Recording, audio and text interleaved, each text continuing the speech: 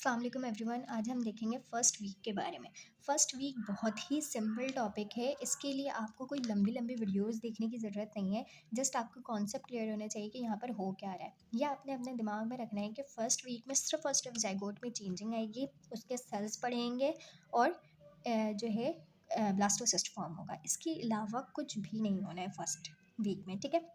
सो हम स्टार्टिंग से देखते हैं। अभी हमने पढ़ा था, हमें ये पता है कि ज़ायगोट के जो हमारे पास क्रोमोसोम होते हैं ज़ायगोट के अंदर, मेल प्रोन्यूक्लियस और फीमेल प्रोन्यूक्लियस, ये मेटाफेज पर अटैच होते हैं, सॉरी मेटाफेज पर अरेंज होता है। तो इसमें ऐसी कोई बात नहीं है। ये हमारे पास ज़ायगोट है, फर्स्ट डे है फर्टिलाइजेशन का, ठीक है। ये हमारे पास ज़ायगोट बना हुआ है। अब क्या हुआ, जैसे ही सेकेंड डे स्टार्ट हुआ, इसमें क्या हो गई, डिवीजन हो गई। डिवीजन से क्या हुआ, हमारे पास 2 सेल स्टेज फॉर्म हो गई, ठीक है। फिर आगे गए 4 सेल, आगे गए 8 सेल। उसके आगे क्या हुआ कि हमारे पास सेल्स बढ़े जा रहे हैं, सेल्स बढ़े जा रहे हैं। अब इन सेल्स को हम क्या कहते हैं, इन सेल्स को हम ब्लास्टोमेयर्स कहते हैं, ठीक है। ये हमारे पास जो ब्लैक कलर की जो लेयर है, वो हमारे पास ज़ोना पैलिसिडा की लेयर है, ठीक है जी।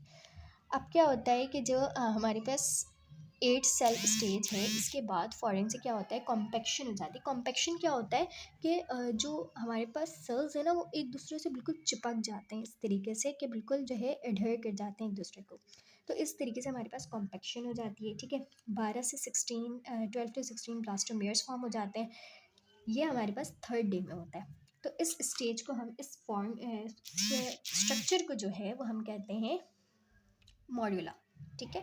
मॉड्यूला वो है जिसमें कॉम्पैक्शन हो गई है और 12 टू 16 ब्लास्टोमेयर्स मौजूद है। अब क्या होता है, अब ये मॉड्यूला में कुछ चेंजिंग होती है, ठीक है। अब कुछ चेंजिंग हुई है तो मॉड्यूला से ये क्या बन गया, एडवांस मॉड्यूला बन गया। चेंजिंग क्या हुई, अब ये जो कॉम्पैक्शन हुई थी ना, अब ये थोड़े से दूर दूर हो जाएंगे।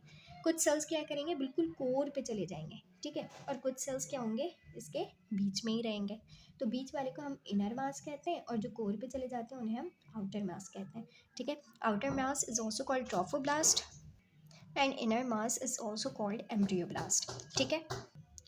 अब ये जो हमारे पास एडवांस मॉड्यूला है वो कहाँ इंटर हो जाता है, यूट्रस के अंदर चला जाता है। अब इसके यूट्रस के अंदर जाने के बाद कुछ चेंजेस होती हैं।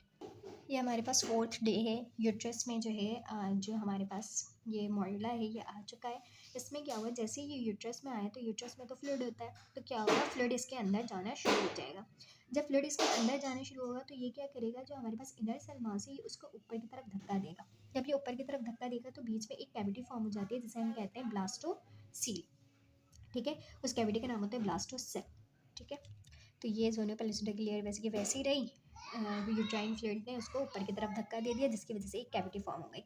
फिफ्थ डे में क्या होता है कि ये जो जोना पेलिसिडा की लेयर है ना, वो आहिस्ता आहिस्ता जो है हमारे पास इनविजिबल होने शुरू हो जाती है, ठीक है। फिफ्थ डे में, ठीक है, ये आहिस्ता आहिस्ता गायब हो रही है। इसके अलावा जो आउटर सेल मास है ट्रोफोब्लास्ट है, इनर सेल मास हमारे पास एम्ब्रियोब्लास्ट है।